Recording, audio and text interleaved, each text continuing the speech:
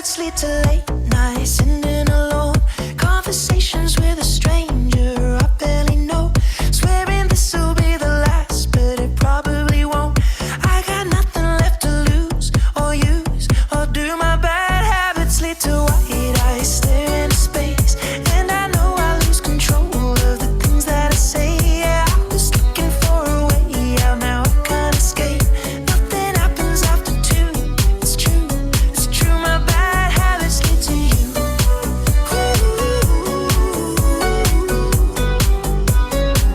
My bad habits lead to you.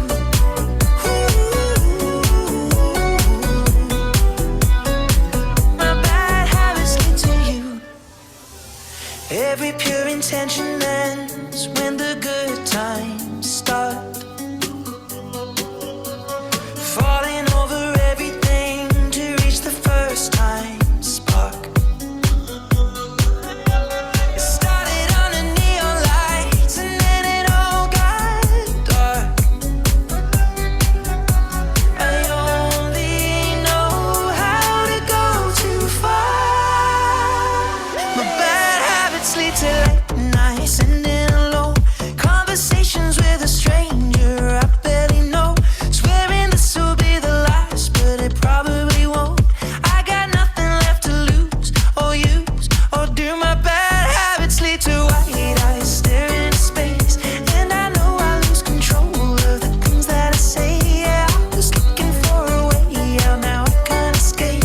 Nothing happens after two. It's true, it's true. My bad habits lead to you.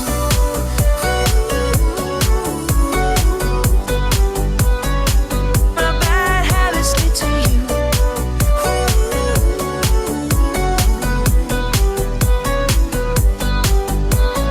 We took the long way round and burned till the fun ran out. Now my bad habits lead to late nights, sitting alone, conversations with a stranger I barely know, swearing this will be the last, but it probably won't. I got nothing left to lose or use or do. My bad habits lead to white eyes staring into space, and I know I lose control of the things that I say. Yeah, I was looking for a way out, now I can't escape. Nothing happens after two. It's true, it's true. My bad habits lead to you.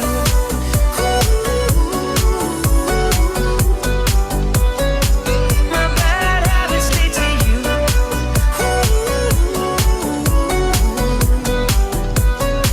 My bad habits lead to you.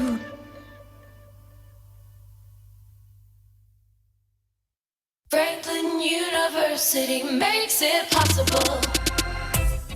As Ohio's #1 nonprofit university for online degrees, Franklin University fits your budget and your ambition. Franklin's generous transfer policy, up to 94 credits towards your bachelor's degree, and our tuition guarantee provide a fast and affordable pathway to your next career opportunity. Get started this spring at franklin.edu. Franklin University makes it possible. You crushed that hill workout today. Coffee on me. Thanks. Never mind. Left my wallet at home again. Did you know, with a Dollar Bank checking account, you can pay with your phone? You're kidding. Nope. You can add your card to your mobile device in minutes to make purchases, so you don't have to carry a wallet. I owe you one. You can do what you need at Dollar Bank. Make an appointment at your nearby Dollar Bank office today at dollar.bank/getchecking. Dollar Bank. Let's get you there. Equal housing lender, member FDIC. Message and data rates from your carrier may apply to Dollar Bank mobile banking. Kick the dust up. Come on.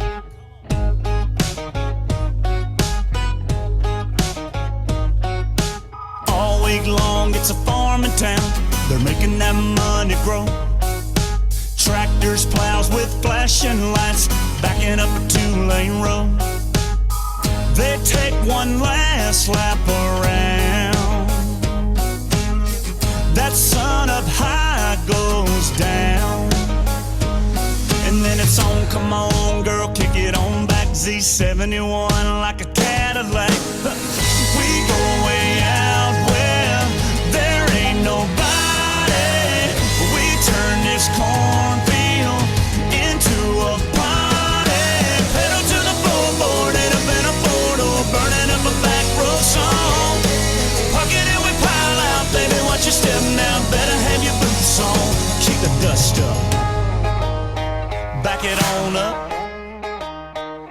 your cup up. Let's tear it up, and kick the dust up. Bar downtown, they got a line of people way out the door. $10 drinks, it's packed inside. I don't know what they're waiting for. Got me a jar full of clear, and I got that music for your ear. And it's like knock, knock, knock goes the diesel. If you really wanna see the beautiful people, we go way out where there ain't nobody. We turn this cornfield into a party. Pedal to the floorboard, head up in a photo, burning up a back row song. Pocket it with pile out, baby, watch your step now, better have your boots on. Kick the dust up, let's back it on up.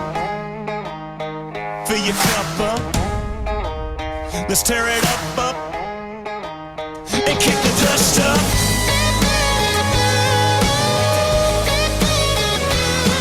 Come on.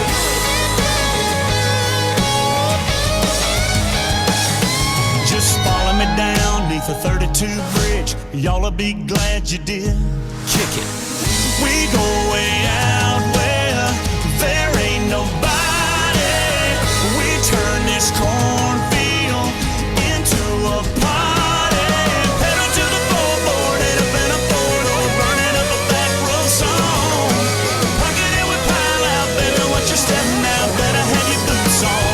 Kick the dust up, back it on up, fill your cup up, that's what's up. Let's kick the dust up.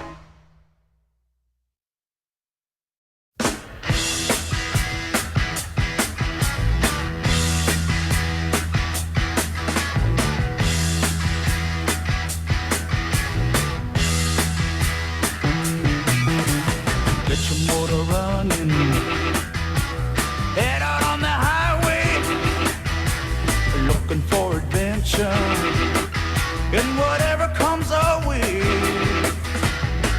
Yeah, darling, go make it happen. Take the world in a loving embrace. Fire all of the guns at once and explode into space. I like smoking lightning, heavy metal thunder, racing with the wind, and the feeling that I'm under. Yeah, darling, go make it happen. Take the world in a loving embrace.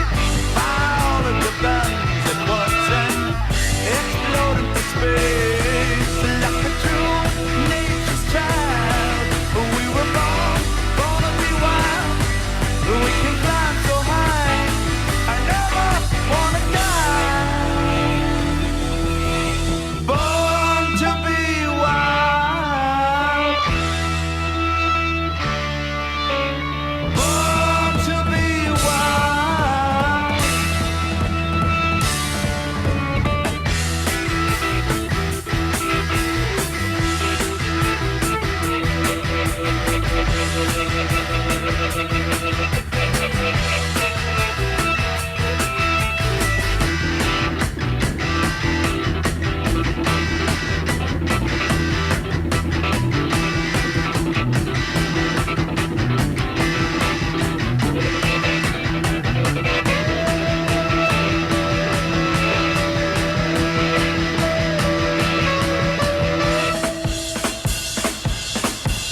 Get some motor running, head out on the highway, looking for adventure, and whatever comes our way.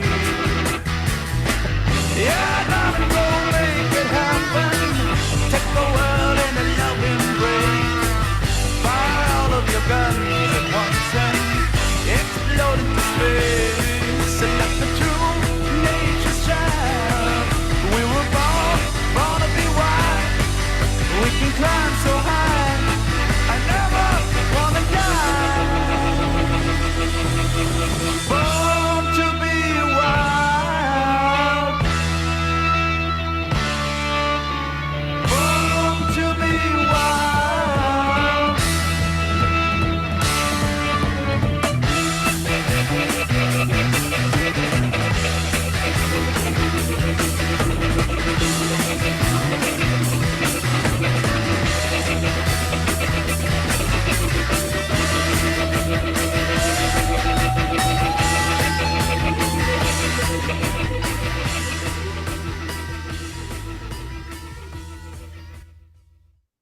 All right, y'all, we are going to get started here. Bethany, if you can cut the music, thank you so much.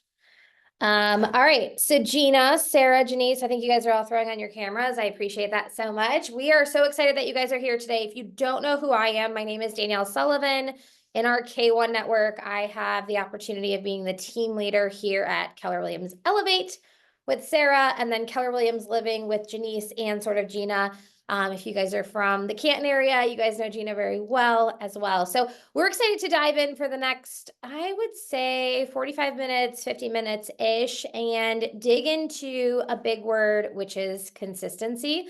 And so I'm going to rattle off some questions to the three gals in the room here. But real quick, let's do introductions because we do have agents from different offices here. So I'm just going to kind of go in the like where I can see you guys on my screen. If you can just quickly introduce yourself to everybody, who you are, what your role is, and maybe how long you've been with Keller Williams, that would be fabulous. So Gina, you are first on my screen if you want to go. Yeah, I am Gina Ferrer. I am the productivity coach at Legacy, and I am also the productivity coach actually at Elevate and Living. My assistant coaches or launch coaches, Sarah and Janice, work at those offices as boots on the ground, but I oversee the program at all three locations. I've been in this role for about 7 years now at Legacy, and about coming on 2, I think, here at the other 2 locations. Cool. And I think it's important to know, not that we're talking about the coaching programs today, all 3 of them are ran a little bit differently. So depending on where you guys are at and what locations you guys are at, they're all ran a little bit differently. So the next person on my screen is Sarah. So Sarah, introduce yourself, tell us how long you've been maybe in the coaching program as the productivity coach at Elevate, and then how long you've been licensed. I'm Sarah Madrick. I've been licensed for 7.5 years. I've been coaching for the last almost 2 years. And I've been with Elevate Keller Williams, I'm going to say 7.5 years. I had a 6-month hiccup at a different company, but I came back. I think that's such a fun story to tell. Not that we have to tell the exact story, but I think it's fun when people are like, just a swift little out and a swift back little in. So that's okay. We are happy that you're here. Happy to be in business with you. All right, Janice. For those of you who don't know who Janice is, if you like the color pink and do anything with Women's Council of Realtors, you do know who she is. But give us a quick little introduction of who you are and what you do. Thank you.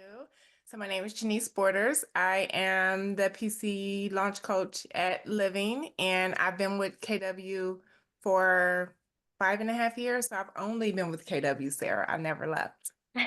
No little hiccup. We're all drinking the same Kool-Aid, right? Yes, we are. Same here. Okay, cool. So I think we're going to dive into 4 things today. When we think about consistency through seasonality, I think it starts with mindset. And then we're going to talk about how you consistently grow. And I think you do that through that big word, which is consistency, and doing the same, sometimes boring things every day. Number 3 is doing things when others are not.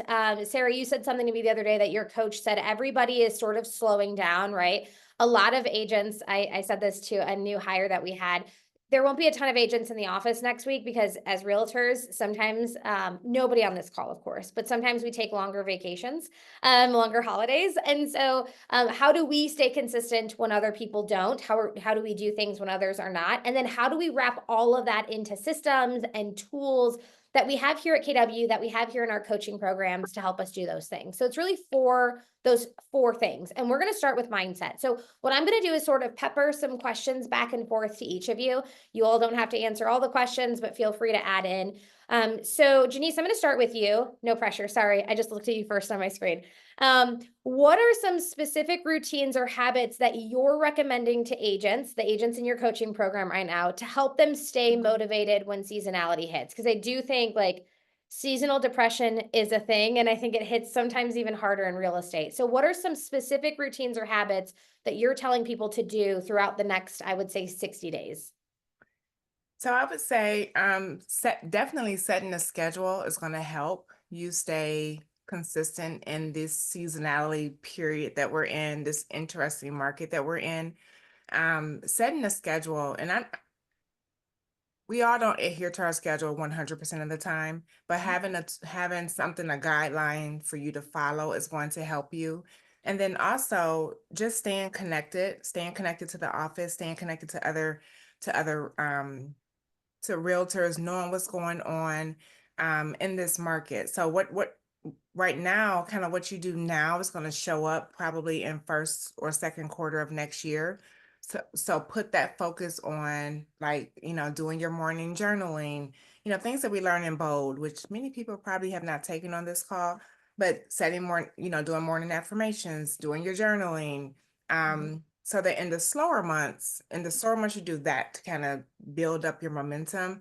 And then when it takes off in the spring and summer, you're ready for that period. Yeah. I love what you said about staying connected to others because shocker, everybody else is going through the same thing with seasonality, right? So making sure that you're staying connected. And whatever that means to you, like you said, coming into the office or having that one or two buddy that you can talk through. Are you feeling the same thing? Are you hearing the same things? Because most of the time we are. I also like what you said about setting a schedule. So Gina, I'm going to go to you for this question. When you're talking to coaching clients, what does that look like for them? What is setting a schedule? Some of them are full-time, some of them are dual career, but what things should they have on their calendar every single day, even if it's the day before Christmas Eve or the day before Thanksgiving? Yeah, so getting in a routine to actually spend some time working on your schedule and your calendar, like crazy time blockers like myself actually have a block of time that says put together your schedule for the week. Oh, I do not do that. Good job. Oh, Great. I do. Um, and so for me, it's on Sundays, and Sunday morning when I'm having my coffee, I'm putting my schedule together for the week. So just staying in a systematic pattern. Everybody knows their self. I can stay focused and do what's on my calendar. If it's not there, it doesn't exist. So I have to make sure that I focus on that. But I also, again, whether you're full-time or part-time, whether you have another job or you don't, you could still be part-time in this business and not have another job. So whatever those amount of hours are that you're working every day or every week, that amount of time needs to show up on your calendar as a block. And some of that could be coming to training classes like this, but you have to put the activities on your calendar that you're going to do. If we only just block the time for real estate, let's say, and you don't know specifically what you're doing, you're going to spend a lot of the time trying to figure it out. So your calendar should be very specific of what tasks you're going to be doing during that time. For example, I'm going to make calls for 1 hour and I'm going to call for sale by owners, and here's my list going into it with preparation. Otherwise, I can see how you can waste the time trying to figure it out. And also for social media, I'm going to block this hour for social media content, and then I'm going to sprinkle it on my calendar throughout the rest of the week of when it's going to be posted. So just be very specific and intentional about it. Love that. Thank you. Sarah, I'm going to hit you next because I think that you do a very good job at creating energy and excitement in your program. And you do that in a number of ways. If you guys don't follow Sarah on social media, I usually know when her agents are having success through those things. So how are you personally keeping energy high within your program, but also within yourself and your own business through and keeping that mindset positive through seasonality? So one thing I've always realized, and I noticed this with agents just from years of being in it, agents love to be acknowledged. Anyone loves to be acknowledged. Most people do. So just saying in my chat, because we all have a chat, saying congratulations, good luck on your offer, congratulations, you got your offer accepted, or happy birthday. I do just doing a little post just to keep their spirits up, or say just keeping in touch with them like we do with our clients. Just those check-ins. People love check-ins. People love to say, congratulations, how are you? You're gonna have a baby, you're welcome, your new grandson, granddaughter. Just making it known that we see them. I think it's just a natural ability of mine. And I carry that into my business. So what I do at my group is what I do at my business. Nothing changes. It's all the same. It's just I show them in smaller steps. And how do you keep your mindset going? Because you're always, all three of you, right? I think a big piece of what all three of you do is you're always pouring into others. So how do you ensure that you're pouring into yourself as well? What does that mindset look like for you? Maybe not daily, but weekly, whatever. So my mindset, I might be probably a little bit different. I do love my like taking time for myself. I will either go do something for myself once a week, whether it's go get my nails done, I will go get a massage. Maybe it's spending time with my nephews. Maybe it's going on a Disney cruise later this afternoon. Yes, maybe it's doing that. I have my Disney shirt on. Like maybe it's just, or I plan a trip. Like planning a trip to me means I have something to look forward to. So I just look forward to the little things in life. And like, if my sister says, I'll text her like, hey, can I go pick up my youngest nephew? She'll be like, yeah, go ahead. Like, I know if I'm having a bad morning, I'll go spend time with my nephews. My mindset will be different by the time I'm done. Well, I think a big piece of that, putting that together with what Gina said with the calendar planning is like making sure that you're booking out the things for real estate, but then also making sure that you're booking out the things for life as well and the vacations. And then just also making sure, back to Gina's point, that you're booking out things for real estate so you can pay for those things, right? Correct. So we're not doing the really rich and really poor thing. So I appreciate what you said there. So I think we like to start every call with mindset. So I appreciate all three of you sort of leaning into that piece of it. And let's get into growth with consistency. So Janice, I'm going to go back to you on this one. What strategies are you using to help agents maintain a consistent pipeline, even during the times when there are fewer active buyers and sellers? How are you helping them get creative around keeping a consistent pipeline? Just figuring out what they like to do and what they don't like to do. Like everyone is not a door knocker. So if you're not, then don't put that on your calendar. That's for something that you're going to do. So focusing on what they really love to do and then going deep in that direction. Because when you try to focus on 10 different shiny objects, then nothing gets done. So figuring out what they really love to do and then honing in on that to because eventually it's going to create some awareness, relationships, future business. As long as you're focused on those things, then you're going to see a result. It's not a let me do it today and then tomorrow it's going to turn, bear the fruit. It's most things are like a long-term gain. So you do it now for long-term success. And so focusing on those things that they really like to do, because no one wants to do, I mean, we know routines are boring sometimes, and real estate can be boring because you're doing the same thing day in, day out. So whatever you can do to make it fun, to make it exciting so that you want to continue doing those things. Yeah. So we talked about this a little bit at Business Planning Clinic, right? Lead generation versus marketing and kind of figuring out what your 3 to 4 pillars are. It used to be 3 pillars. Now Keller Williams has changed it to 4 pillars. This question was not on the list I sent you. So whoever can answer it on the fly. We obviously know sphere of influence is going to be the biggest one, especially right now. You're going to Thanksgiving, you're going into Hanukkah, you're going into Christmas, you're doing all the things. And so plugging into that sphere of influence, but door knocking isn't as fun in the winter, right? Open houses, sometimes people believe aren't as widely known. People aren't doing them as much. So what are a few things, and I don't care who answers this, but if somebody was coming into this today, and I'm looking at a few agents that have just passed their exam, somebody's coming into this today, what are a few of those pillars that they should start doing right now, especially going into the winter months? Anybody can take it. I'll throw a couple out there. Go ahead, Janice. Go ahead. Oh, I would No, say, go ahead. I would say social media, number one. Social media is where, especially if you have a page that you utilize, I think it's harder when you're starting a page today and you don't have the amount of people following you. But if you already have Facebook, Instagram, I don't know, TikTok, Twitter, or whatever they call Twitter now, any of those social media platforms, use that to your advantage. Like let people know you're in real estate, post about real estate, not all day. You want to sprinkle some personal in there for sure, but you definitely want to focus on, some business in there, sprinkle it, let people know you're in business because you don't want to be a secret agent. So I'll just throw that one out there. You don't want to be a secret agent. You're right. Gina, what else? So I was going to say something about social media too, but I'll switch gears. So you talked about it really well. I just said to one of my agents when I was in a coaching meeting with him, who is your ideal client? I don't think we ask ourselves that question enough.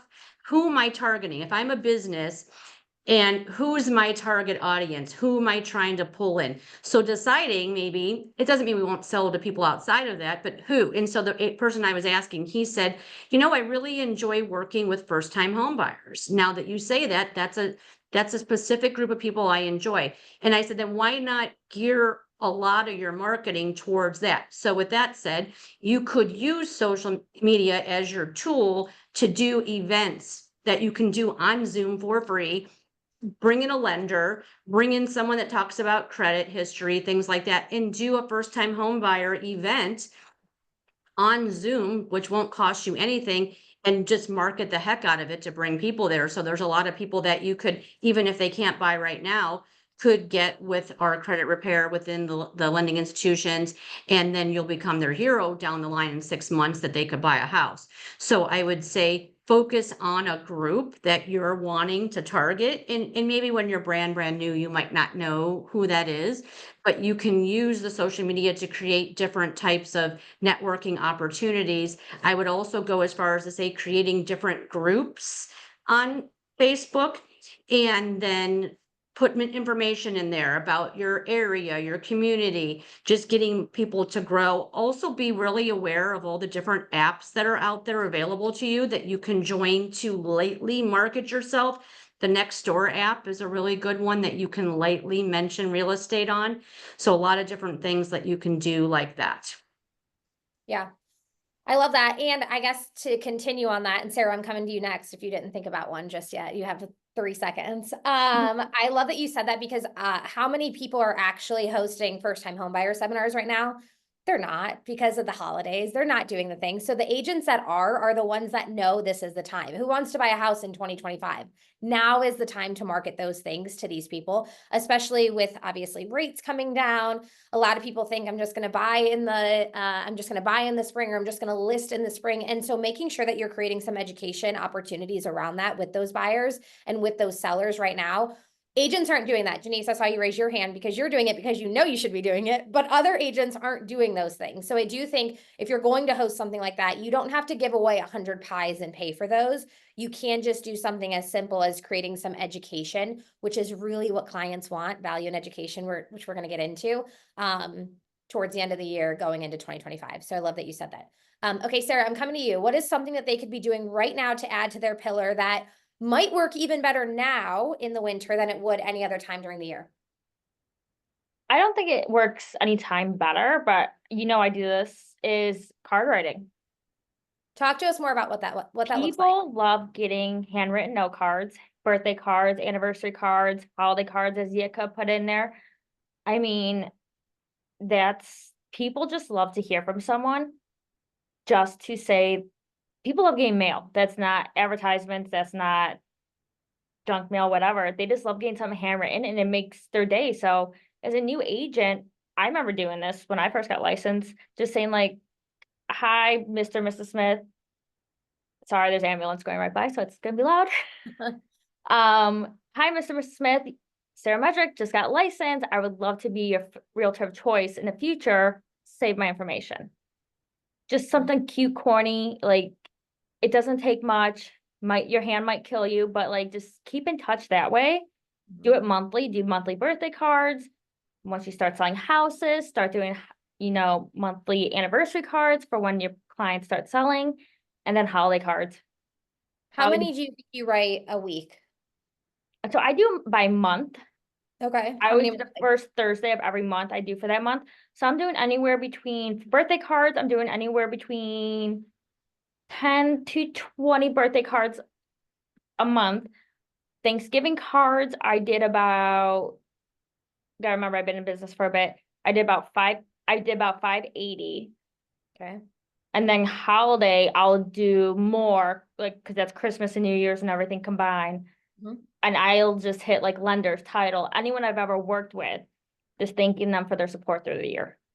If Jose Medina was on this call, he would say that's his favorite thing to do. It is my favorite thing. I learned that from one of my mentors here, and that's how she gets her business. Yeah, it's one of the most basic things that Jose does with his team. Everybody's required to write 10 note cards a day, not a day, I'm sorry, a week. And when he goes on stage at family reunion and they're like, how have you found this much success? He's like, it's weird, but it's note cards, right? Yep. And just like, and you can't print them up and you can't have a stamp with your name on it. It Mm-mm. has to be handwritten. It has to be meaningful. So I do think that's another easy one that people can start doing. I mean, look at that girl that's coming on. She posted it that I sent her a happy birthday. Right. Yeah. Amanda, right? Isn't she on this call? It was Yeah. Neely. Oh, She's okay. It was testing. Bailey, you're right. Okay, so we've got a few pillars. One, we're gonna start with sphere of influence, right? Especially through the holidays. And then Janice said social media. So putting more things on there. What are you doing? You're with friends, you're with family. Make sure you're posting those kinds of things on social media as well. Janice, or not Janice, I'm sorry. Gina said something. She said, who's your ideal client? So like asking yourself that question and maybe doing the event sort of came out of that as well, but getting very specific about your business. And we're in business planning right now. So we should know really, or we should be asking ourselves that question anyways. And then Sarah said card writing. So you've got 3 things plus your sphere of influence right there that you guys can start doing that I promise you other agents aren't doing right now. Okay, so we hit mindset, we hit growth and sort of consistency through the pillars of your business. Let's talk through building relationships, adding value, doing things that people aren't doing. And this kind of goes into some of the things that we already talked about. Gina, I'm going to ask you first. How do you advise agents to stay engaged with their clients and the community, even when transactions aren't as frequent? So we kind of talked a little bit about this, but getting more internal with sphere of influence, what are you coaching your agents to do right now to stay engaged throughout the next 60 days? So I'll say this now, and when we're slower is the time to do these kinds of things because we just don't always have time when we're in the busy season. So some of us like me, I do my best work when I'm under pressure and I'm busy, I'm busier, and we can get a little bit lazier when we're not busy. So I think that really focusing on, you know what, this is like cleaning house time. This is time I have to do these kinds of things where I wouldn't necessarily be able to do it.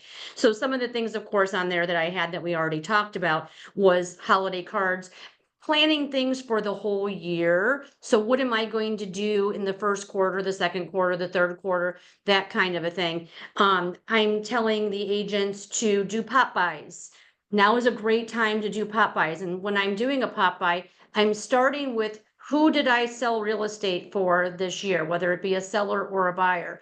I say real estate for because we tend to say, who did I sell a house to? But there's also seller clients that we had and they moved someplace else.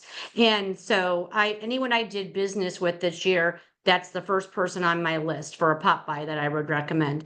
And then I would recommend going into anyone that gave you referrals this year. Those are the people that you're already top of mind. So let's do our pop buys for those people first. So anyone who gave you a referral or anyone you've done business with this year, and then current clients, go pop by your current clients. You can buy a really small mum in the fall. You can buy, I think when you're on Jose's team, we did gingerbread houses, very inexpensively. And you can even, we put our stickers on it, lots of different fun ideas that you can do with that. And then go into your top 50. We can't pop by 500 houses, right? We can't physically do that ourselves. Well, maybe you can, but you probably don't want to. So I stick with recommending anyone you did business with, anyone who gave you a referral, anyone you're currently in business with, and then your top 50 list. I think, and so let me define what a top 50 means. It could be top 20. It doesn't have to be 50. So don't freak out if you're brand new and go, oh my gosh, I don't have a top 50. It can call it your top 50 list and you can grow to that. So it can be 10 people right now. And this is how I define the top 50 list. It is someone that you know for certain would, because they either have done business with you or have referred business to you, or that you know they would. So for example, I know my sister's going to refer business to me. Do I need her to be on my top 50 list? Probably not, because she's going to anyway. So leave your family members like that out. But I have a past client who, followed up with me on social media and said, hey, Gina, I see that you're doing all this coaching stuff, but do you still sell houses? Which made me think, oh crap, I'm not posting enough about selling houses, because I have a friend I work with who has to sell her mother's house. So she's on my top 50 and she wasn't previously. So that top 50 also is never 51. So I had to pull someone out to put Christine on. Mhm. And how do I determine how to pull someone out? Well, I haven't heard from them. I haven't gotten a referral from them. They've never responded to anything to me on social media. There's going to be someone that you can easily pull out. It's maintainable to focus on your top 50. And then those are the people that you're going to do those pop buys for. And you can bring them something, ask them to meet for coffee, that kind of thing. You've got time, and people like to hear from you on the holidays as well. And then personal reach outs. So like everyone's not going to be comfortable with a pop by, and that's fine. So personal phone call to say, you know, just thinking of you at the holidays, staying connected that way. Yeah, I love that. And we talked a little bit about top 50, right? When we were at Business Planning Clinic too. And some people call it top 50, some people call it VIP, whatever that looks like. Sarah, only because I've talked to you about this before, thinking through that top 50, and I like, Gina, what you said, it can be top 10 in the beginning, especially for newer agents or agents that are sort of growing their business, and maybe all the leads so far have been from open houses. You might not have that top 50 yet that are giving you referrals and really loving on your business. But Sarah, you do a few things too for that top 50 or that VIP. Do you want to shed some light, or is it pretty similar to what Gina does? Anything to add there? Mine's pretty similar. I mean, I do mums every fall. I think this year I did like 30 or 40 mums, which was a lot. I think that reminded you to buy your mums. It did.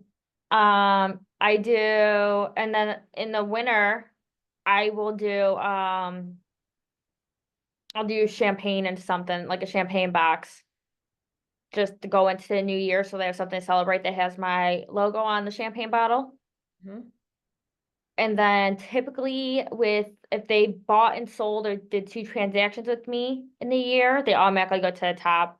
Like I call it my top 10, like regardless, they're getting something from me once a quarter or something, but they'll get like a pop by, they'll get like a little gift card or something, because they're the ones I'm constantly getting referral business from. And I've had the same, like probably 8 people in it for the last 4 years.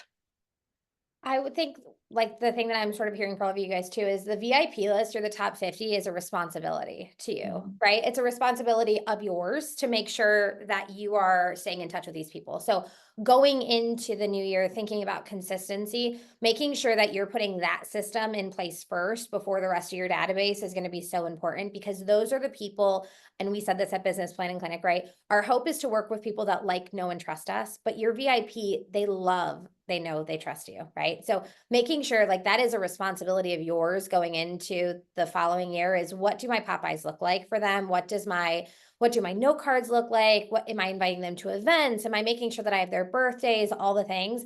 If you take anything out of that, even if it's your top 10 or if it's your top 5 or your top 20, that's a responsibility that you guys have going into 2025. And it's something that you guys can start doing right now to figure out what those Popeyes are. When do I have to order things for them? Things like that. I'm going to share something that I literally just thought about and pulled up while you guys were talking. So hopefully you couldn't see my eyes moving all over the place. And this is something a little bit different, but it talks about seasons of the data bank. And this is from like the MREA Playbook Volume 1. I was going to pull it out for a class the other day, and I just thought it was kind of relevant to right now. So they talk about doing the fall cleanup August 1 to August 31st. Now we're a little bit behind on this. And so if you haven't done this already, to Gina's point, this is when you can start doing this over the next few weeks. Who's not in your database? Who is in your database that should probably be kicked out of your database? Who's in your top 50 that probably needs to be removed so that you can add somebody else?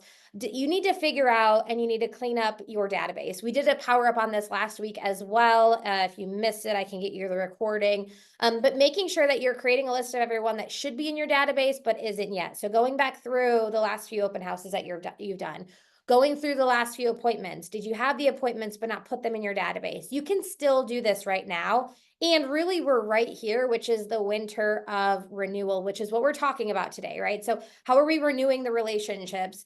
It says right on here, this is also the time of the year when no one thinks twice about receiving a gift or a gift card or anything else, right? Because it's just kind of expected at this amount of time. So it's not weird. It's not, if you haven't talked to somebody in a few months, it's not weird to send them a holiday card. It's not weird to send them a thank you. It's not weird to do any of those things. You can also just call and start saying Happy New Year, right? What are your plans for the new year? It is the easiest time, by the way, to call people and ask them what their plans are for 2025. Like if you do nothing else in the next 35 days of the year, you should be saying, Hey, I just wanted to call and wish you a happy new year. What are your plans in 2025? Are you going on vacation? Like, ask people, what are they doing for their jobs? What are they doing for their families? Like, what's coming up? It's the easiest time that you can do that. And then that's your in right then and there. So if you've never heard of the forward script, it's up here. Happy to drop this in the comments later and you guys can do things.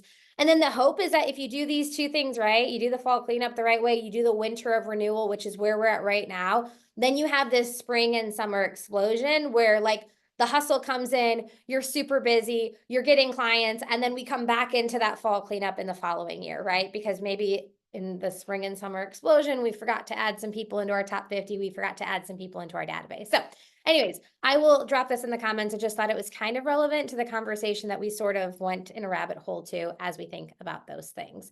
Can I Anything to add one add? thing, Danielle?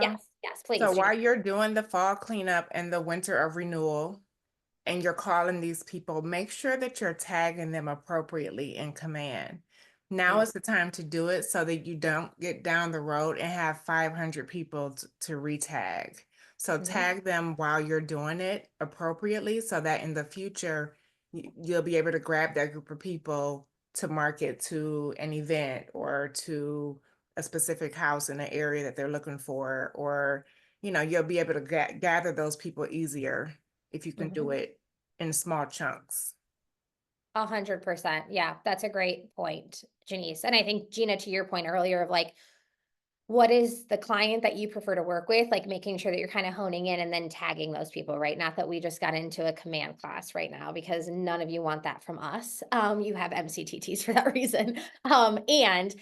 Making sure that when you are doing it, just be very specific about it. And if you're already in the command card, right? If you're already in your database, I know not everybody on this call is with KW. Don't worry, we'll teach you command when you come over. But if you're not using command, whatever technology you're using, whatever CRM you're using, if you're already in there having the conversation, to Janice's point, tag them, get them in the right bucket, whatever it is that your CRM does, just to ensure that you're making your job a little bit easier in the end. Okay, cool. Anything else, Gina or Sarah, to add to this?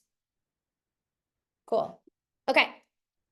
So we talked about mindset, we talked about growth and like consistency. We talked about doing things when others are not. So the last piece of this is like the accountability, the support, the systems, the tools, the things that you get by having a coach, but also by being a part of a community, whether that's Keller Williams, whether that's a community within your realtor partnerships that you have, whatever that looks like.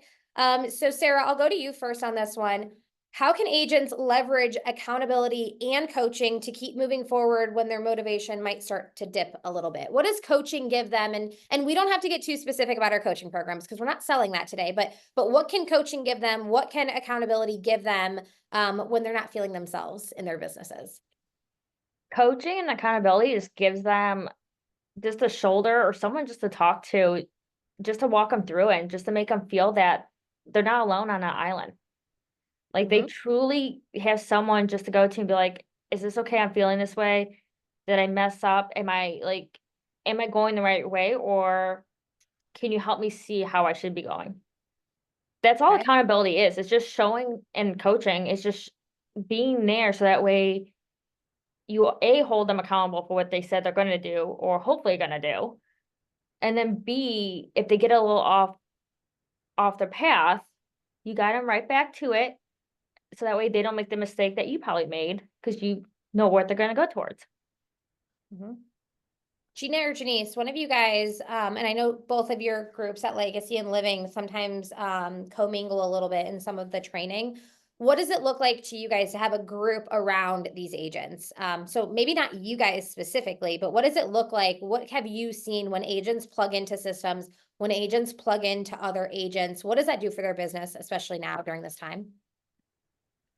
You mean collaborating together? Is that what you're Yeah, saying? like I would say like because you guys coach, but then you probably see things, right? Like you see agents building other agents up within this community that you guys have built. So talk to me about what that looks like.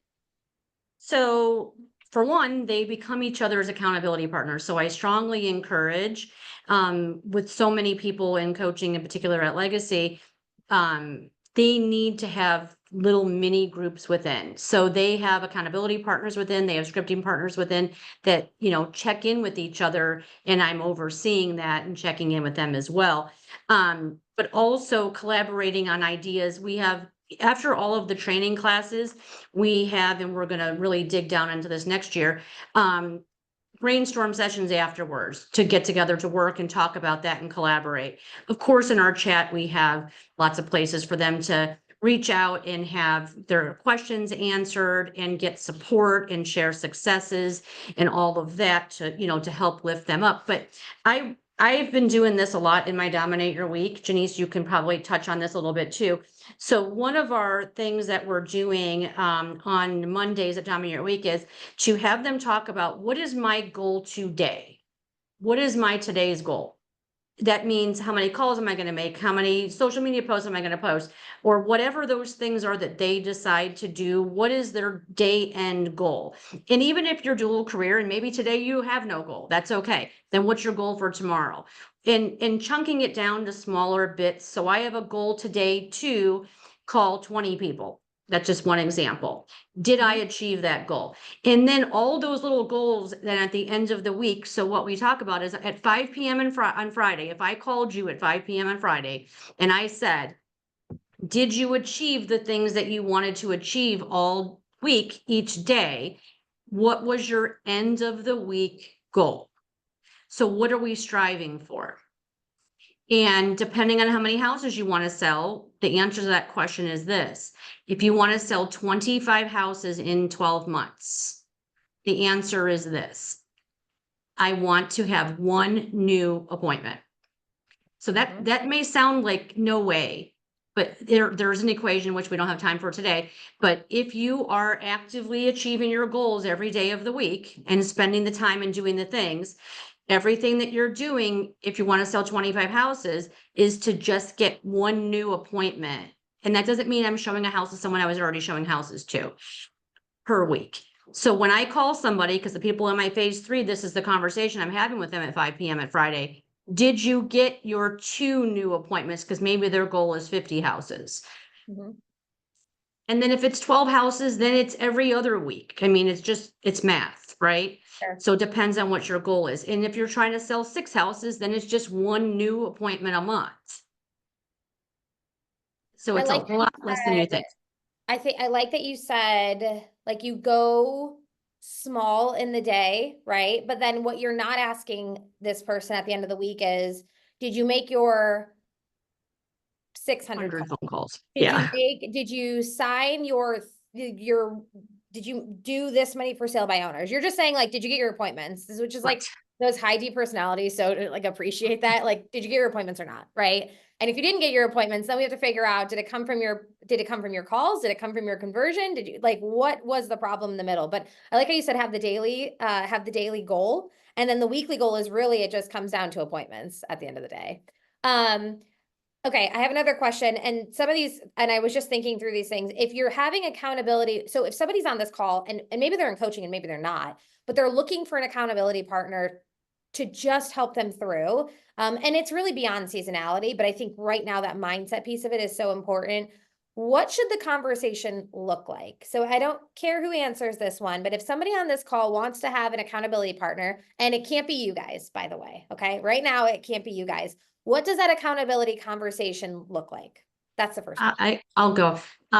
It should start with, did you achieve the things that you said you were going to achieve from our previous call? So maybe they talk once a week or maybe they talk every morning. It doesn't matter. But did you achieve the things that you had set out for yourself to do, which are different than mine, by the way? So if Sarah and I are accountability partners, her goals might be different than my goals. So did you do the things you said you were going to do?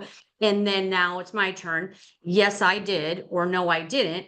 And if I didn't, then why? Why didn't I? What were the obstacles that prohibited me from achieving the goals that I set for myself and the tasks that I said I was going to do? And let's have a conversation on how we can avoid that moving forward. And then we're going to set the next goals for the next period of time before we talk. Okay. So And Can go I ahead, Janice. add to that? So I think I think about that a little bit differently. So with the accountability piece, it is like, what are your goals and did you hit them for the day? And, if you did not, why?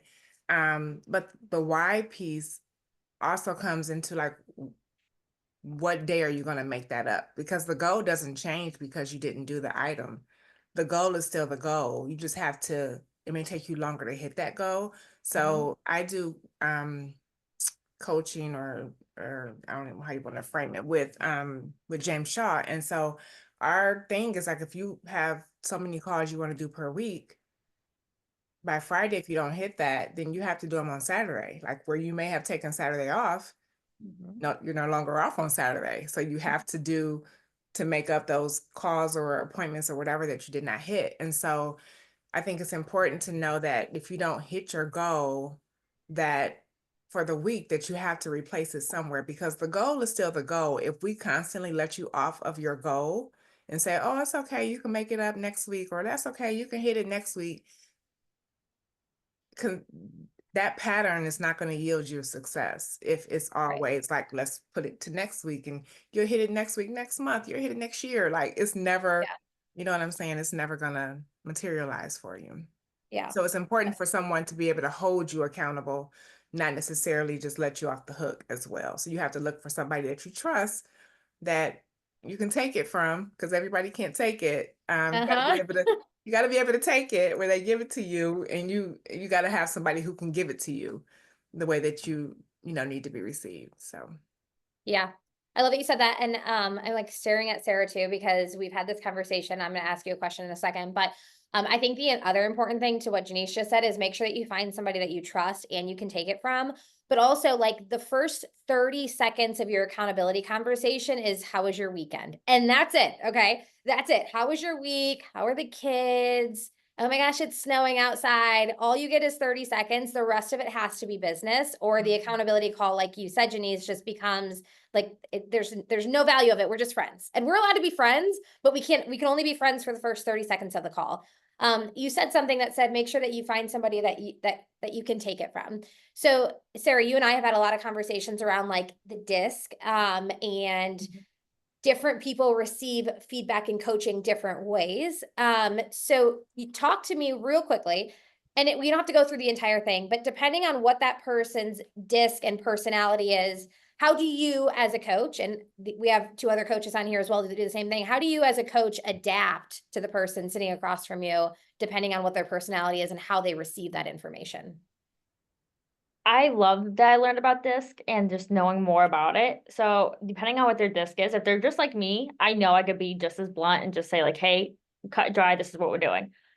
But they're more S or C. I know I gotta write it out more, and I just gotta like talk differently. I gotta explain it a little bit more and not come off as a high D. I have to be more reserved, which I can't be, and allow myself, which even though my test lies.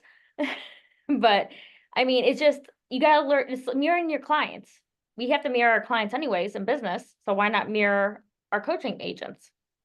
So it's just learning them, learning their styles. And I'll always tell everyone, if I say something that offends you, please tell me. I won't know unless you tell me, because I just think you're fine taking it, you're smiling, and then 2 days later you're complaining. So like, just tell me. It's so funny that you say that because of your personality. Like, I would never use the words, if I say something to offend you, let me know, because I'm so much more reserved on the other side of things, right? Where like, you have to say out loud, like, listen, I'm just very direct. If I say something to offend you, just let me know. So I appreciate that. For the people in the room that are thinking about accountability or thinking about how do I, and by the way, even if you're out of coaching, you can still get back into coaching. You can reach out to one of these ladies here, right? But maybe I'm looking for something a little bit different than regular coaching, and I just want an accountability partner. It might just be an expectations conversation in the beginning, right? And you guys probably do this with your people right now. It's how do you want to receive feedback on a scale of 1 to 10? How honest do you want me to be with you, right? Like, having that expectation in the beginning. The only way an accountability partner works with you is if you guys are 100% honest with each other, and if you have trust, because if not, then to Sarah's point, somebody's going to get offended and you guys are never going to be accountability partners again. So I do think in order for the relationship to work, again, 30 seconds of how was your weekend, and then you have to get into the business side of things, but it might be worth an expectations conversation in the beginning of, how honest do you want me to be? How attached are your goals? Like, it might be a why conversation of why are we doing this? What drives us? Things like that. Okay, one more question. I'm gonna put, well, maybe a few more because I think of things, but Gina, do we ever change accountability partners? Like, is that something that you encourage in your group? And if so, how often? Or is it really like you come in, we put you, what does that process look like? I think sometimes people do change because one person's more committed to it than the other. Mhm. It's like you can have an accountability partner to go to the gym and work out, and if you're the only one that ever shows up, then how's it gonna work, right? So I don't discourage them to change it, but you do wanna stay somewhat consistent. And it's kind of like the dating game, right? You gotta date a couple people to figure out who you wanna be with. So I think that's perfectly okay.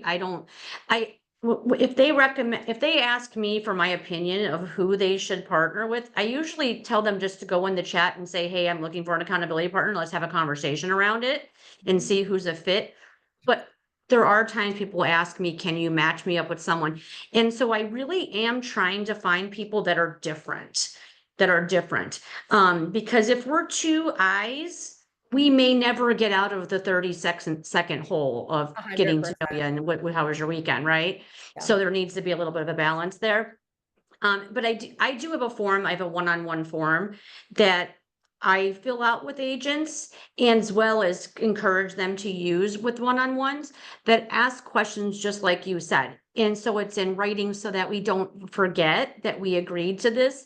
So I commit to, or what's my level of commitment to showing up to an accountability appointment? My level of commitment is a 1 or a 10. Mhm. And then also, how honest do you want to be or be told, with your partner? Now, I know when you ask someone that question out loud, everybody always says the same thing, no matter what personality type they are. Oh, I want you to be honest, but they don't really mean it, especially if they're an S. An S doesn't really want, and no offense to those S's out there, they just the cushioning of the blow needs to be a little bit softer.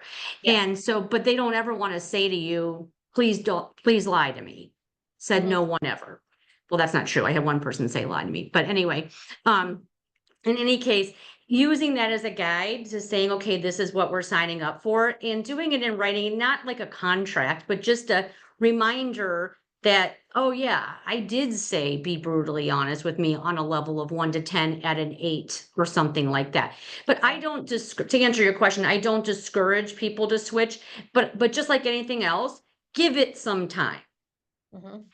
I don't Yeah. want you hopping people because like left and right. You need to commit and give it some consistency. Unless the person's actively not showing up, give it a second. Yeah. I love what you said about the expectations, the 1 through 10. When I took this job, Jose and I did it, and I was like an 8.5 because I am an IS. So like, give it to me, but also I'll cry. So I hear you on that, making sure that you have that expectation. Okay. So if anybody has any questions, I don't know if anybody has any questions, we can take 2 minutes for questions. And then I was just going to leave you guys with maybe, I'm going to ask each of you actually on the call here to maybe leave the group with one nugget or one little piece of advice going into the next, I would say 45 days. But before we do that, does anybody have any questions that they want to ask these brilliant ladies who are on the call? 10-9-8-7-6-5-4-3-2-1. We good? Okay. Well, if you do, you have all their contact information. Okay. So real quick, one piece of advice for consistency, one little nugget to share with everybody on the call. Sarah, I'm going to go to you first. What do you got? I've had the biggest thing, don't stop touching your sphere, your clients, just reach out, because as long as you keep that consistency, just a text, video text, phone call, card, note, whatever, Facebook, however you want to reach out to them, they will remember you. Just keep in touch with them. Constantly touch your people, as weird as that sounds. Yeah, in a non-weird way. Got it. Janice. So do exactly what Sarah said. But also I would say take this next 6 weeks, I think, until the new year, and really like go really, really deep into your business plan. figure out what your business plan is for 2025, and then chart out your year for next year. And that's going to help you stay consistent. And when I say chart out your year, know what event or activity you want to do with your top 50 in January, February, March. Like, know exactly what you want to do for the year. What small events do you want to have? Maybe you want to have 2 next year. Plan those out so that those are touch points. You can use whatever CRM you're using to touch those people. You can set it and forget it, and so they're touched without you having to physically touch them or calling them. Those are things that are going to happen in the background. So they count as your 36 touch for the year. So just set those up now while we're slower, so that when you get bigger next year, you'll already have that momentum going. 100%. And if you're a visual person, that might look like getting a calendar on the wall and writing it down. It might look like getting a 12-month calendar and then putting them in there. If you're not that type of person, you're on the go a lot, it might be putting it in your calendar. But I think for most people, visually knowing and seeing, like, I have this and this and this, and writing it in and taking it off, right? It's like what we do with our calendar planning. That is important. So if you have to do that, then go out and buy a huge calendar and make sure all the dates are in there for 2025 and start throwing some things in there and put on your card writing, and put on that you're doing an open house every other week. Like, put those things on there. I love that you said that, Janice. Okay. I think they have one on Amazon that has a dry erase, so you can write it and you can reuse it every year. So you don't have to buy a calendar a big one every year. And you can just put it on your board and use a dry erase, and you can just, chart it out and make it easy for yourself. I love that. Perfect. Okay, Gina, wrap us up, and then I have one more thing to say. Yep. So one of the things that we're doing, one of the things I learned, because remember this, everybody, we still get coaching. We're coaches, but we get coached. So one of the great things I learned with the locker room, as it's coaching me, coaching our market center, is have your GPS or 135, whatever you want to call it, for the year. But what we're going to start to implement here for the first 90 days of next year is have a whole separate GPS that's a 90-day GPS. We do things in cycles of 90 days. And then that doesn't get away from your main goal for the whole year GPS, but the 90-day one is going to be very more specific to sources of business for the next 90 days. And then we can say at the end of that 90 days, did I achieve my goals? What things do I want to double down on? What things do I want to replace? I'll leave you with this. In my first year coaching, I will never forget one of our very successful agents here. He was about to quit. He didn't think that he could continue to move on because he was supporting a family of 4 in just real estate. And what he didn't know is that success was right here and he was right under it. He didn't even know that that was happening right there. And then because he stuck with it and he stayed consistent, even through those disappointments and different times that he was slow, the second he broke through that window of success, and again, he was about to give up, it exploded for him. So just know that you don't know when success is just about to be there around the corner. Just staying consistent what you're doing, and give it some time. I love that. Thank you. And somebody in the chat, and I'm sorry because I don't know who you are because it came up Samsung, so I don't know if any of you guys know who this is, but she said, I like that Sarah schedules card writing on the first Thursday of the month, and she liked that Gina said 1 appointment per week is 25 homes a year. It's obtainable. Like, again, chunk it down. I would also go as far as saying what Gina said about the 4-in-1, I'm sorry, but the GPS on 90 days, at Living and Elevate, we're doing a little bit of like a 411 workshop, because I do think chunking that down and really saying, okay, here's my yearly goals, right? If you guys don't know what a 411 is, here's my monthly goals, business and personal, by the way. You put the Disney cruise on there, right? You put the, I got to go to track meets on there, Janice. Like, you put those things on there and hopefully you get to have some fun while you're at the track meets. And then it's the weekly goals from there, right? So anyways, I'm sure that they will do that at Legacy Group too, and that Gina can help you, but just a little plug, just because I'm the TL over here. We are doing some 411 workshops at Elevate and Living. I can get that stuff over to you. Okay, I'm going to leave you with this. Jose said at Business Planning Clinic that, and if you guys are on the call and you're not driving or not at work, you should write 3 people down that are going to hold you accountable to your goals. Okay. It should not be your spouse, because that usually doesn't work, but you should write 3 people down that are going to hold you accountable to your goals. And then you should go ask them by a certain day if they will hold you accountable. So that's my challenge to everybody on this today is who's going to hold you accountable in 2025. I can be that person. Gina can be that person. Sarah and Janice, I just signed all of you guys up to be that person for these people. If you need somebody on that list at the top of it, one of us can be that person for you. You're going to have to find 1 or 2 other people that are going to hold you accountable. Maybe those people are on this call. I'm sure those people are in your office. But I would challenge you to do that. Chunk those things down. I have so many notes, by the way. You guys are amazing. Thank you so much for doing this. We're super excited for 2025. If you need anything from any of us, don't hesitate to reach out. Gals, you're amazing. Thank you. I'm so excited to see your coaching programs next year. I hope everybody has a happy Thanksgiving. If we don't talk to them, and thank you so much for being here. Bye, guys. Thank See ya. you. Bye-bye. See you.